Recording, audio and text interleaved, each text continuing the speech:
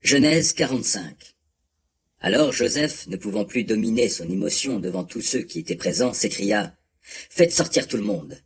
Ainsi personne de son entourage n'était en sa présence lorsqu'il fit connaître son identité à ses frères.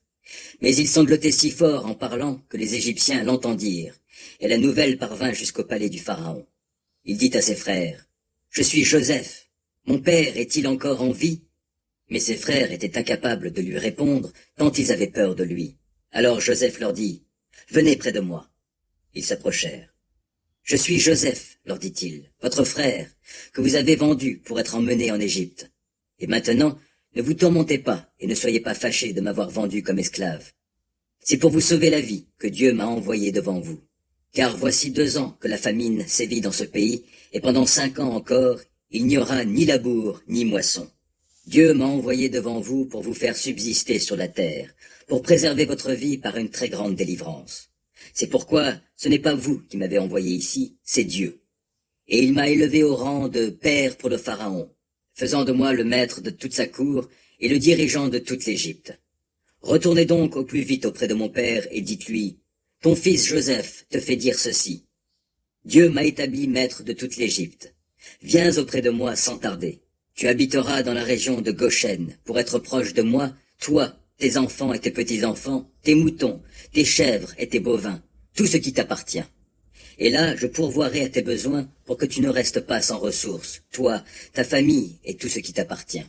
Car il y aura encore 5 ans de famine.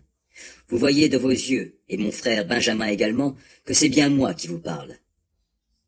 Informez mon père de tous les honneurs dont je suis comblé en Égypte. Racontez-lui tout ce que vous avez vu, et dépêchez-vous de le faire venir ici. » Puis il se jeta au cou de Benjamin, son frère, et tous deux pleurèrent sur les épaules l'un de l'autre. Ensuite, il embrassa tous ses frères en pleurant. Après quoi, ses frères s'entretinrent avec lui.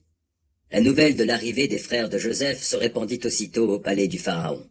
Elle fit plaisir au Pharaon et à ses hauts fonctionnaires. Le Pharaon dit à Joseph, « Tu diras à tes frères, voilà ce que vous allez faire. Chargez vos bêtes et retournez au pays de Canaan pour aller y chercher votre père ainsi que vos familles. Puis vous reviendrez chez moi et je vous donnerai les bonnes terres d'Égypte et vous mangerez les meilleurs produits du pays. Quant à toi, transmets-leur l'ordre suivant. Emmenez avec vous d'Égypte des chariots pour vos enfants et vos femmes. Faites-y monter aussi votre père et revenez. N'ayez pas de regrets pour ce que vous laisserez, car ce qu'il y a de meilleur dans toute l'Égypte sera à votre disposition. » Les fils d'Israël firent ce qu'on leur avait dit. Joseph leur procura des chariots, selon ce qu'avait déclaré le Pharaon, et il leur donna des provisions pour le voyage. Il offrit un habit de rechange à chacun de ses frères. Quant à Benjamin, il lui donna 300 pièces d'argent et 5 habits de rechange. Il envoya à son père 10 ânes chargés des meilleurs produits de l'Égypte, et 10 ânesses chargées de blé, de pain et de vivres pour son voyage. Il prit congé de ses frères en leur recommandant de ne pas se disputer en chemin, et ils s'en allèrent. Ils retournèrent donc d'Égypte au pays de Canaan, auprès de Jacob, leur père. Ils lui annoncèrent la nouvelle. Joseph vit encore, et c'est même lui qui gouverne toute l'Égypte. Mais il ne réagit pas, parce qu'il ne les croyait pas. Ils lui répétèrent tout ce que Joseph avait dit. Puis Jacob vit les chariots que Joseph avait envoyés pour le transporter. Alors il reprit vie. Israël déclara « Assez parlé, Joseph mon fils est encore en vie, j'irai le voir avant de mourir. »